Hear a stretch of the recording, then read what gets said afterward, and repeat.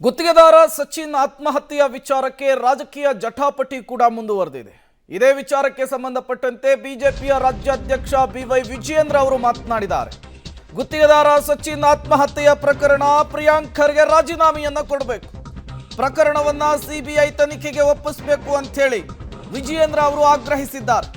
ಜನವರಿ 4ಕ್ಕೆ ಕಲಬುರಗಿಯಲ್ಲಿ ಬೃಹತ್ ಪ್ರತಿಭಟನೆಯನ್ನ ಮಾಡ್ತೇವೆ. ಪ್ರಿಯಾಂಕ್ ಖರ್ಗೆ ದೊಡ್ಡ ಮೇಧಾವಿ, ಜ್ಞಾನಿ. ನಿಮ್ಮ ಆಪ್ತನ ಕುಮ್ಮಕ್ಕಿನಿಂದ ಸಚಿನ್ ಆತ್ಮಹತ್ಯೆ ಆಗಿದೆ. ಸಚಿನ್ ಕುಟುಂಬಕ್ಕೆ 1 ಕೋಟಿ ರೂಪಾಯಿ ಪರಿಹಾರವನ್ನ ಕೊಡಬೇಕು. ಸುದ್ದಿಗೋಷ್ಠಿಯಲ್ಲಿ ಬಿಜೆಪಿಯ ರಾಜ್ಯಾಧ್ಯಕ್ಷ ವಿಜಯೇಂದ್ರ ಅವರು ಸಚಿನ್ ಆತ್ಮಹತ್ಯೆಯ ವಿಚಾರವನ್ನ ಪ್ರಸ್ತಾಪಿಸಿ ಪ್ರಿಯಾಂಕ್ ಖರ್ಗೆ ಅವರ ರಾಜೀನಾಮೆ ಆಗಬೇಕು, ಜೊತೆಗೆ 1 ಕೋಟಿ ರೂಪಾಯಿ ಪರಿಹಾರವನ್ನ ಸಚಿನ್ ಕುಟುಂಬಕ್ಕೆ ಕೊಡಬೇಕು ಅಂತ ಹೇಳಿ ಆಗ್ರಹಿಸಿದ್ದಾರೆ. ಇದು ಕೇಂದ್ರ ಸರ್ಕಾರದ ಕೈಬೊಂಬೆ ಅಂತೇಳಿ ಜಾರ್ಜ್ ಅವರ ಪ್ರಕರಣದಲ್ಲಿ, ಗಣಪತಿ ಭಟ್ ಪ್ರಕರಣದಲ್ಲಿ ನಮ್ದೇ ಕೇಂದ್ರ ಸರ್ಕಾರ ನರೇಂದ್ರ ಮೋದಿಜಿಯವರ ಪ್ರಧಾನಮಂತ್ರಿ ಇದ್ದಾಗ ಸಿಬಿಐ ತನಿಖೆಯಾಗಿ ಕ್ಲೀನ್ ಚಿಟ್ ಸಿಕ್ಕಿದೆ. ಅದನ್ನು ಮರಿಬಾರ್ದು. ಮಾನ್ಯ ಸಿದ್ದರಾಮಯ್ಯನವರು, ಪ್ರಿಯಾಂಕ ಖರ್ಗೆ ಅವರು ಕೂಡ, ನಾಗೇಂದ್ರ ಅವರು ವಾಲ್ಮೀಕಿ ಅಭಿವೃದ್ಧಿ ನಿಗಮ ಹಗರಣದಲ್ಲಿ ಸಿಕ್ಕಾಕೊಂಡಾಗ ಅವರು ಕೂಡ ರಾಜೀನಾಮೆ ಕೊಟ್ಟಿದ್ದಾರೆ ಇದೇ ಸರ್ಕಾರದಲ್ಲಿ.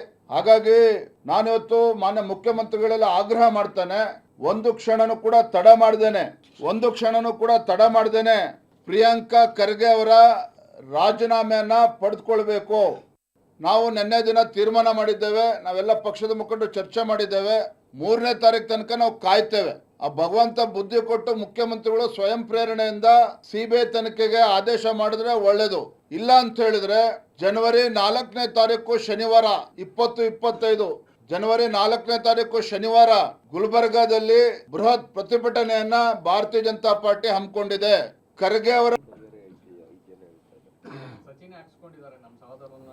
ನೀವು ಈ ಕಾಂಗ್ರೆಸ್ ಪುಡಾರಿಗಳಿಂದ ಇನ್ನೇನು ನಿರೀಕ್ಷೆ ಮಾಡೋದಕ್ಕೆ ಸಾಧ್ಯ? ಅವನ ಸಹೋದರ ಮೇಲೆ ಈ ಆರೋಪ ಬಂದಂಥ ಸಂದರ್ಭದಲ್ಲಿ ಸಹಜವಾಗೇನೆ ಈ ರೀತಿ ಹೇಳಿಕೆಗಳನ್ನು ನೀವು ನಿರೀಕ್ಷೆ ಮಾಡ್ಬೋದು. ಇದ್ಯಾವುದು ನಮಗೇನು ಆಶ್ಚರ್ಯ ತಂದಿಲ್ಲ. ಸಚಿನನ್ನು ಕೂಡ ಅಪರಾಧಿ ಸ್ಥಾನದಲ್ಲಿ ನಿಲ್ಲಿಸ್ತಕ್ಕಂಥ ಕೆಲಸ ಷಡ್ಯಂತ್ರವ್ರು ಮಾಡ್ತಾರೆ.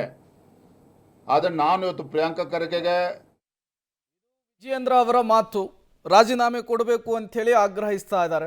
ಅತ್ತ ಕಾಂಗ್ರೆಸ್ಸಿಗರು ಪ್ರಿಯಾಂಕ್ ಖರ್ಗೆ ಹೆಸರು ಉಲ್ಲೇಖವಾಗಿಲ್ಲ, ಯಾಕೆ ರಾಜೀನಾಮೆ ಕೊಡಬೇಕು ಅಂಥೇಳಿ ಅವರು ಮಾತನಾಡ್ತಾ ಇದ್ದಾರೆ.